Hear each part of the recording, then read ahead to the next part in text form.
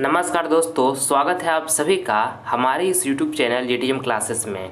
दोस्तों आज की इस वीडियो में हम आपके लिए सोशल साइंस का 40 VVI ऑब्जेक्टिव क्वेश्चन लेकर आए हैं जो फाइनल परीक्षा 2023 में आने वाला है। ठीक है, इसलिए आप सभी विद्यार्थी मेरे प्यारे साथियों 1 से लेकर 40 तक पूरी कंसंट्रेशन के साथ बने रहिएगा। एक भी प्रश्न इस वीडियो का आप स्किप मत कीजिएगा। ये 40 में से बहुत सारे प्रश्न जो होंगे आपकी फाइनल परीक्षा में हूबहू देखने को मिलेगा, ये मेरा गारंटी है। ठीक है, इसलिए अंत तक आप जरूर बने रहिएगा। तो आइए हम जल्दी से इस वीडियो का स्टार्ट करते हैं। देखिए पहला प्रश्न, भारत के किस राज्य में सर्वाधिक चीनी मिल है? ऑप्शन ए में लिखा हुआ उत्तर प्रदेश, बी में लिखा हुआ बिहार, सी में लिखा हुआ महाराष्ट्र और डी में लिखा हुआ पंजाब लिखा हुआ डी में। तो दोस्तों आपको बताना है पहला नंबर प्रश्न में कि भारत के किस राज्य में सर्वाधिक चीनी मिल है। तो उत्तर प्रदेश में है, आपको इसको याद रखना है। ऑप्शन नंबर यहाँ पे ए जो होगा आपका बिल्कुल सही आंसर हो गया। ठीक है, चलिए अगला प्रश्न हम देखते हैं।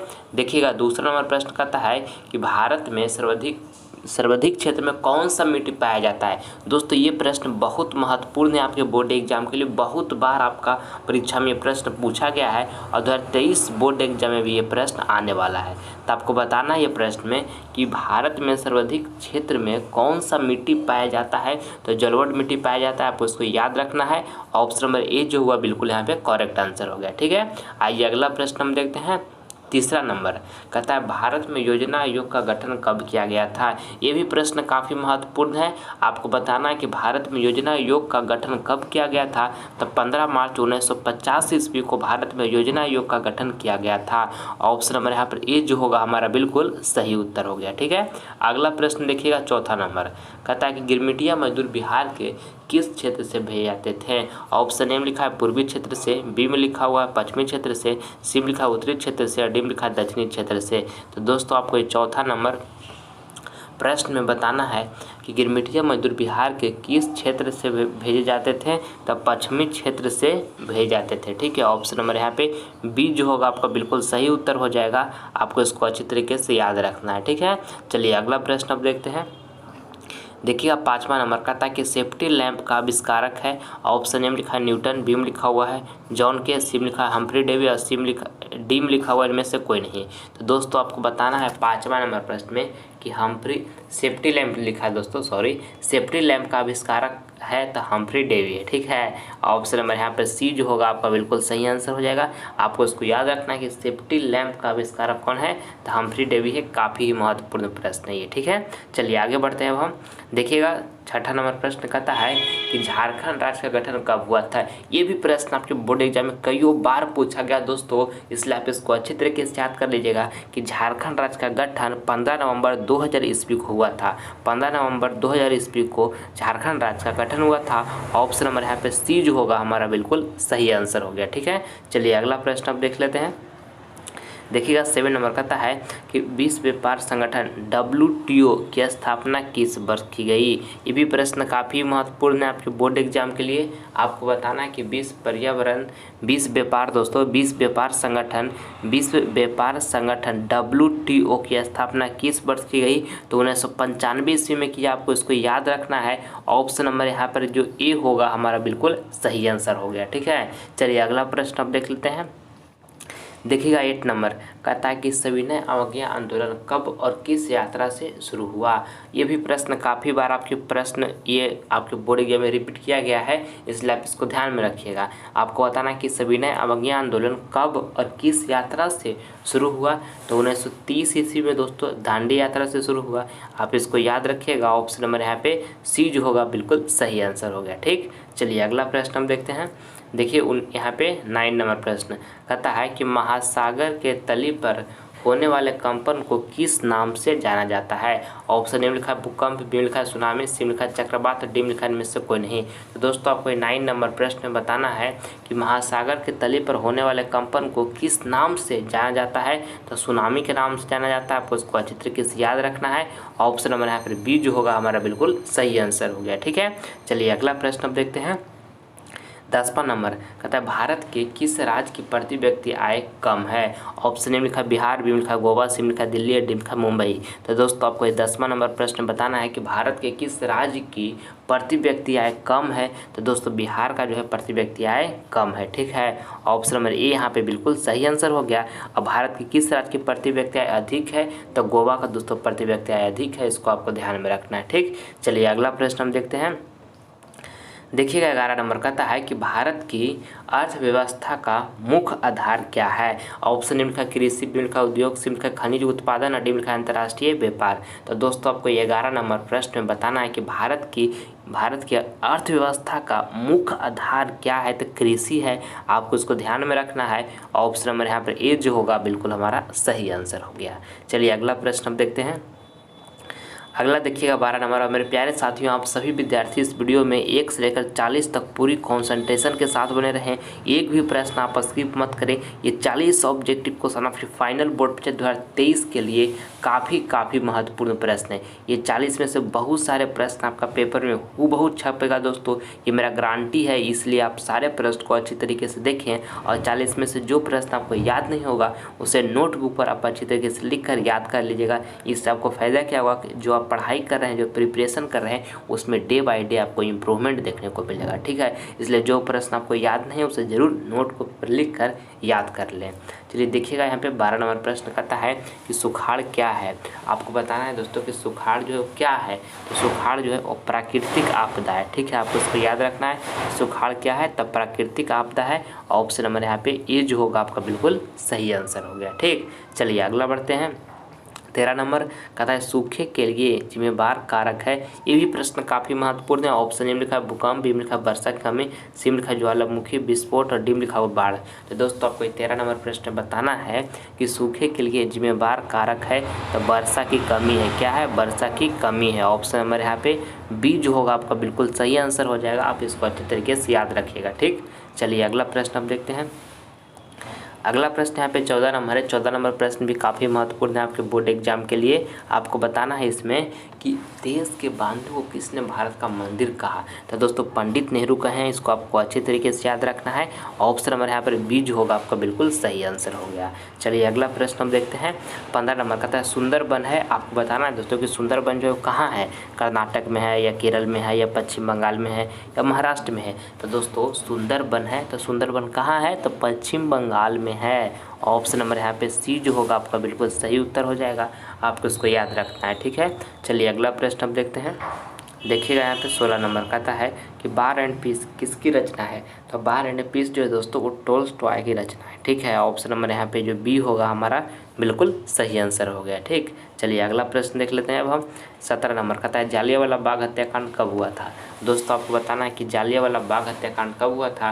तो 13 अप्रैल 1919 ईस्वी को दोस्तों जालियांवाला बाग हत्याकांड हुआ था। आप इसको अच्छे तरीके से याद रखना है। ऑप्शन नंबर ए जो होगा हमारा बिल्कुल सही आंसर हो जाएगा। जालियांवाला बाग हत्याकांड कब हुआ था, तो 13 अप्रैल 1919 ईस्वी को जालियांवाला बाग हत्याकांड हुआ था। काफ़ी महत्वपूर्ण प्रश्न है, ठीक है। चलिए अगला प्रश्न हम देखते हैं। 18 नंबर कहता है मत्स्य पालन किस क्षेत्र में आता है। देखिए मत्स्य पालन मतलब होता है दोस्तों मछली पालन, ठीक है। और मछली पालन और पशुपालन ये कृषि में आता है, और जो कृषि होता है वो प्राथमिक क्षेत्र में आता है। तो ऑप्शन नंबर यहाँ पे ए जो होगा आपका बिल्कुल सही उत्तर हो जाएगा। आप इसको अच्छी तरीके से याद रखिएगा, ठीक है। चलिए यहाँ पे हो गया 18 हमारा। अगला यहाँ पे देखिएगा 19 नंबर। मेरे प्यारे साथियों, अगर जो अभी तक आप सभी विद्यार्थी यूट्यूब चैनल GTM क्लासेस को सब्सक्राइब नहीं किए हैं तो आप सभी विद्यार्थी जल्द से इस चैनल को आप सब्सक्राइब कर लें। इससे आपको फ़ायदा क्या होगा कि लाइव क्लास का जो नोटिफिकेशन होगा उसका सबसे पहले आपके पास ही पहुंचेगा। इसलिए जल्द से आप सभी विद्यार्थी GTM क्लासेस परिवार से जुड़ जाइए, ठीक है। चलिए देखिएगा हमारा यहाँ पे आपको 18 प्रश्न करवा दिए। अगला प्रश्न यहाँ पर हमारा 19 नंबर होगा। कहता है गिरमिटिया मजदूर किसे कहा जाता था। ये भी प्रश्न बहुत बार आपका परीक्षा में पूछा गया है। ऑप्शन ए में लिखा अनुबंधित मजदूरों को, बी में लिखा है रोगियों को, सी में लिखा है अंग्रेजों को, डी में लिखा है इनमें से कोई नहीं। तो आपको 19 नंबर प्रश्न में बताना है दोस्तों कि गिरमिटिया मजदूर किसे कहा जाता था।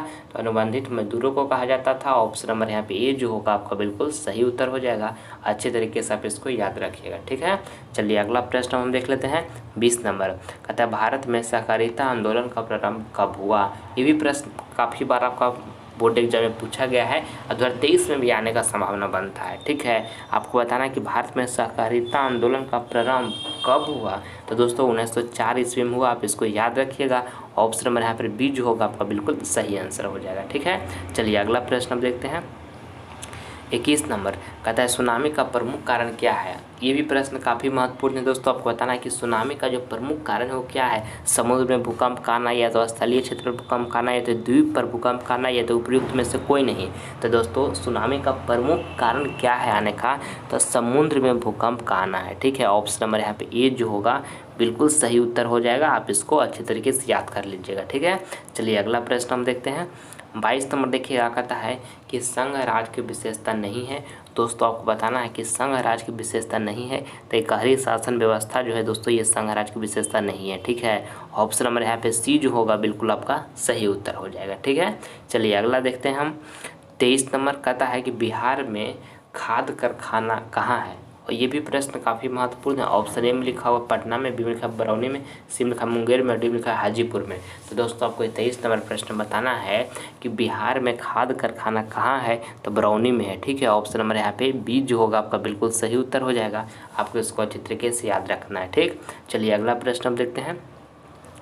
देखिएगा यहाँ 24 नंबर प्रश्न कहता है इसमें कि सर्वोत्तम कोयले का प्रकार कौन सा है, तो एंथ्रासाइट है बाबू। आपको इसको अच्छी तरीके से याद रखना है। ऑप्शन नंबर ए जो होगा हमारा बिल्कुल यहाँ पे सही उत्तर हो जाएगा। ठीक है, और जब आपसे पूछेगा कि सबसे घटिया किस्म का कोयला कौन है, तो पीट जो है सबसे घटिया किस्म का कोयला है। ये भी आपको साथ में याद रखना है। ठीक है, और मेरे प्यारे साथियों आप सभी विद्यार्थियों को मैं एक जानकारी देना चाहता हूँ कि आपका फाइनल बोर्ड परीक्षा 2023 आने में लगभग आपके पास 3.5 मंथ का समय बचा हुआ है। ठीक है, 3.5 मंथ कहने का मतलब 3 महीना में कितना 90 दिन हो गया, और इधर आधा महीना यानी कि कितना 15 दिन हो गया।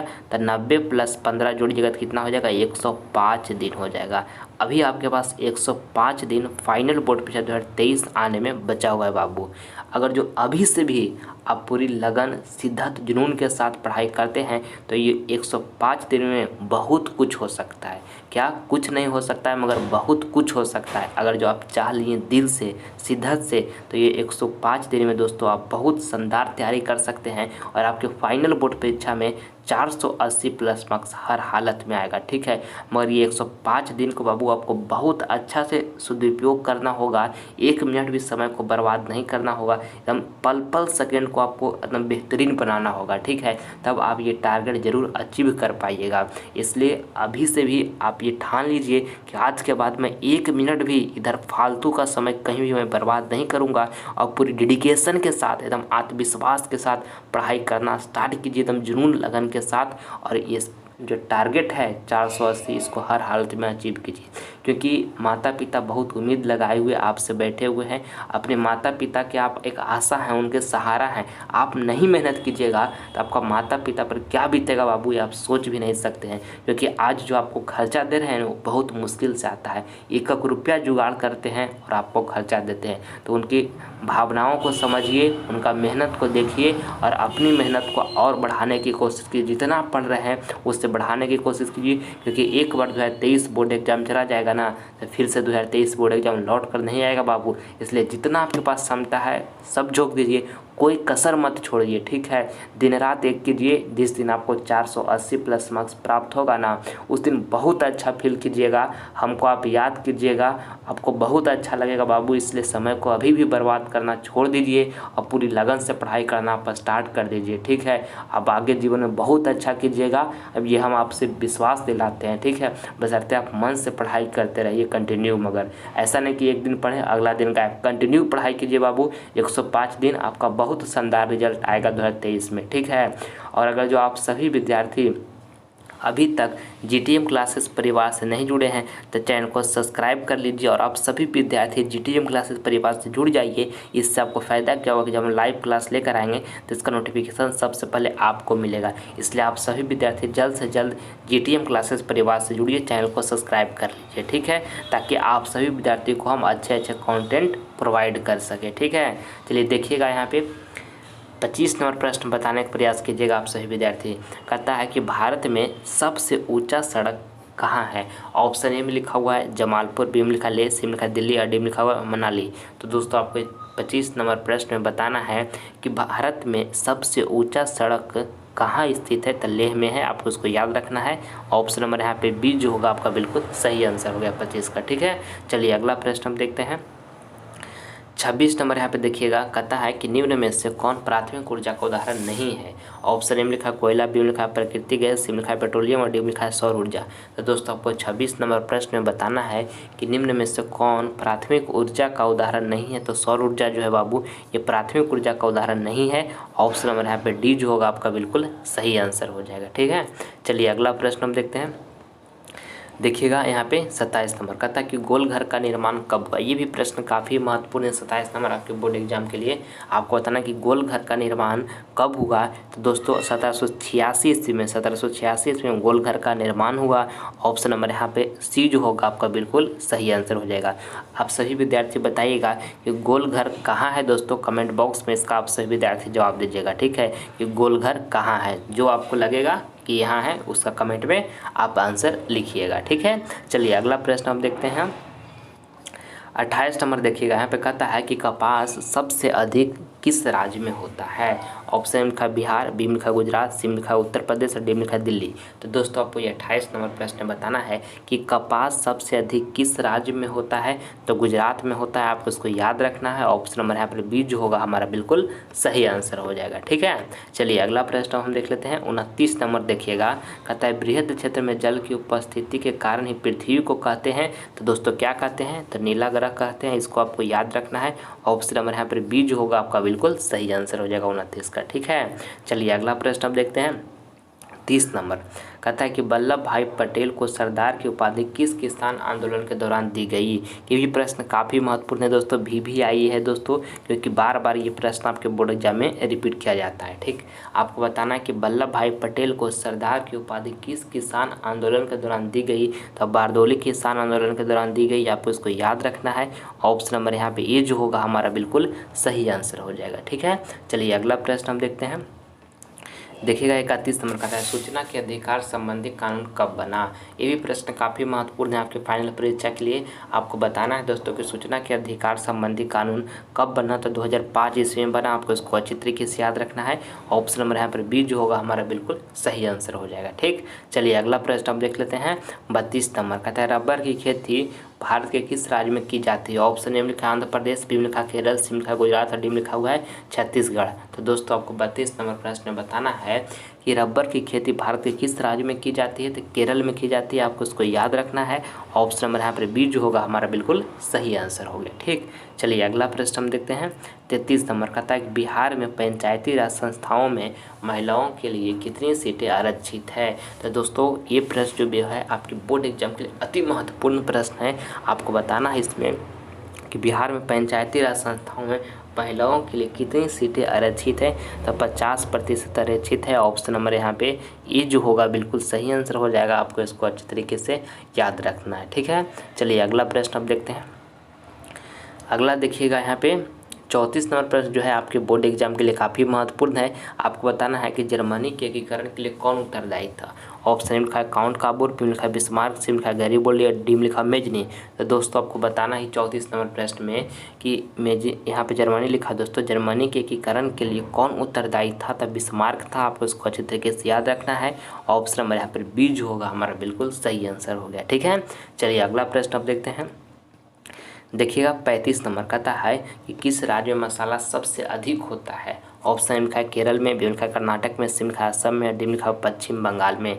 तो दोस्तों आपको ये 35 नंबर प्रश्न में बताना है कि किस राज्य में मसाला सबसे अधिक होता है। तो केरल में होता है। ठीक है, आपको इसको याद रखना है। तो ऑप्शन नंबर यहाँ पे ए जो होगा आपका बिल्कुल सही आंसर हो जाएगा 35 का। ठीक है, चलिए अगला प्रश्न हम देखते हैं। 36 नंबर प्रश्न देखिएगा, कहता है कि चाय पत्ती सबसे अधिक किस राज्य में होता है। दोस्तों ये 36 नंबर प्रश्न काफ़ी महत्वपूर्ण है आपके फाइनल बोर्ड परीक्षा के लिए। आपको ये बताना है 36 नंबर प्रश्न में कि चाय पत्ती सबसे अधिक किस राज्य में होता है। तो असम में होता है। ठीक, आपको इसको याद रखिएगा। ऑप्शन नंबर यहाँ पे सी जो होगा हमारा बिल्कुल सही आंसर हो जाएगा। ठीक है, चलिए अगला प्रश्न अब देख लेते हैं हम। 37 नंबर कहता है नेताजी सुभाष चंद्र बोस हवाई अड्डा किस राज्य में स्थित है। ऑप्शन ए लिखा है दिल्ली में, बी में लिखा है तमिलनाडु में, सी में लिखा है पश्चिम बंगाल में और डी में लिखा है केरल में। तो दोस्तों आपको ये 37 नंबर प्रश्न में बताना है कि नेताजी सुभाष चंद्र बोस हवाई अड्डा किस राज्य में स्थित है? तो दोस्तों पश्चिम बंगाल में स्थित है। आपको इसको याद रखना है एकदम अच्छी तरीके से। ऑप्शन नंबर यहाँ पे सी जो होगा बिल्कुल सही आंसर हो गया। अगला देखिएगा 38 नंबर प्रश्न कहता है कि चावल कौन सी फसल है? तो दोस्तों चावल जो है कौन सी फसल है? तो खरीफ फसल है। चावल जो है दोस्तों खरीफ फसल है, आपको इसको याद रखना है। ऑप्शन नंबर यहाँ पर ए जो होगा हमारा बिल्कुल सही आंसर हो जाएगा। ठीक है। अब देखिए रबी गेहूं जो है दोस्तों, गेहूं वो रबी फसल है, ये भी आपको साथ में याद रखना है कि गेहूं जो है क्या है, रबी फसल है। ठीक है। चलिए अगला प्रश्न हम देख लेते हैं। 39 नंबर कहता है कि 20 पर्यावरण दिवस कब मनाया जाता है? ऑप्शन ए में लिखा है 5 जनवरी को, बी में लिखा है 5 जून को, सी में लिखा है 5 अगस्त को, डी में लिखा है 5 अप्रैल को। तो दोस्तों आपको बताना है 39 नंबर प्रश्न में कि 20 पर्यावरण दिवस कब मनाया जाता है? तो 5 जून को मनाया जाता है। आपको इसको याद रखना है अच्छे तरीके से, बहुत बार आपका बोर्ड एग्जाम में प्रश्न पूछा गया है। ऑप्शन नंबर बी बिल्कुल सही आंसर हो गया। ठीक है।